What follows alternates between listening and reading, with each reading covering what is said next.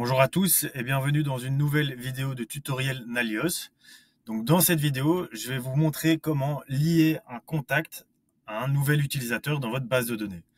Donc il faut savoir que lorsque vous créez un utilisateur dans votre base de données, c'est-à-dire en passant par ici, en allant dans gérer les utilisateurs et en appuyant sur nouveau, vous allez pouvoir le créer, mais vous allez donc automatiquement créer un contact qui sera donc lié à cet utilisateur.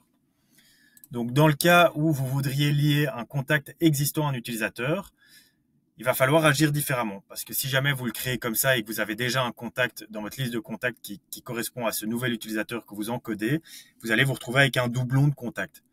Donc, pour éviter cela, ce que je vous propose, c'est par exemple, pour l'exemple ici, on va prendre Abigail Peterson.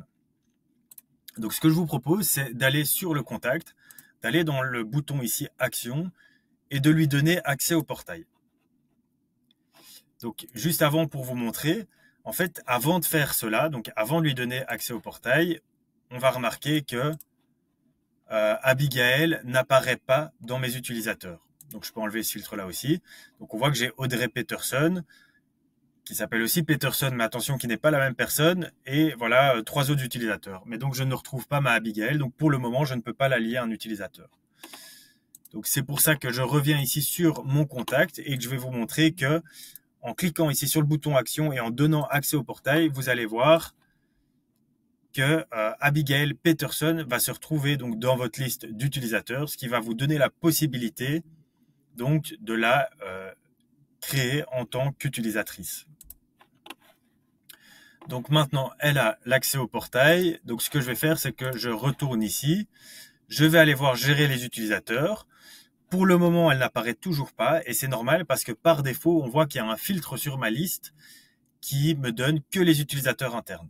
Attention, pour le moment, tout ce qu'on a fait pour Abigail Peterson, c'est qu'on lui a donné un accès au portail.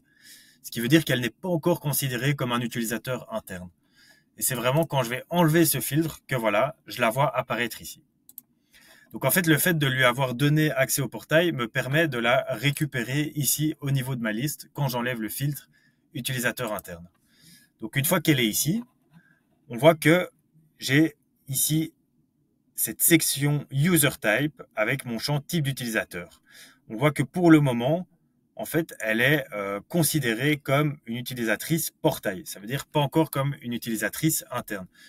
Donc pour changer cela, je vais cliquer ici. Et en cliquant ici, ben voilà, Abigail devient une utilisatrice interne. Et on voit que j'ai toute une série ici de sections qui se sont affichées qui, en fait, vont me permettre de lui donner des droits d'accès pour naviguer dans la base de données. Donc ça, c'est à vous de configurer en fonction des droits que vous voulez lui donner. Je vous laisserai configurer ça, évidemment.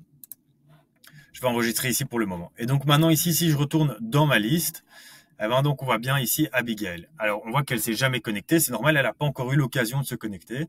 Et donc pour lui permettre de se connecter, ce que je vous propose de faire, c'est à nouveau de cliquer dessus, sur votre utilisateur, d'appuyer ici sur les actions et puis de modifier le mot de passe. Et donc ici, ce que vous allez pouvoir faire, c'est préencoder un mot de passe pour Abigail. Donc moi, je vais ici encoder un mot de passe que je vais lui communiquer, et attention, je vais bien lui dire qu'elle a la responsabilité de devoir changer ce mot de passe, afin qu'elle ait vraiment un mot de passe personnel et que personne d'autre n'ait accès à sa base de données. Donc une fois que j'ai fait ça, ben, là je viens de lui créer donc ce mot de passe un peu factice. Ce que je vais faire, c'est que je vais la contacter, lui dire qu'elle peut se connecter via le mot de passe que je lui communique et que je l'invite à directement modifier son mot de passe. Donc pour vous montrer cela, ce que je vais faire, c'est que je vais me connecter ici en incognito window. Et alors je vais venir, là imaginons que je suis Abigail, ce que je vais faire, c'est que je vais donc rentrer le mot de passe qui m'a été communiqué par mon manager. Voilà, là j'ai su me connecter donc en tant qu'Abigail, et ce que je vais devoir faire pour modifier le mot de passe, c'est donc cliquer ici sur mon utilisateur, aller dans mon profil, sécurité du compte, et ici j'aurai la possibilité donc de changer mon mot de passe.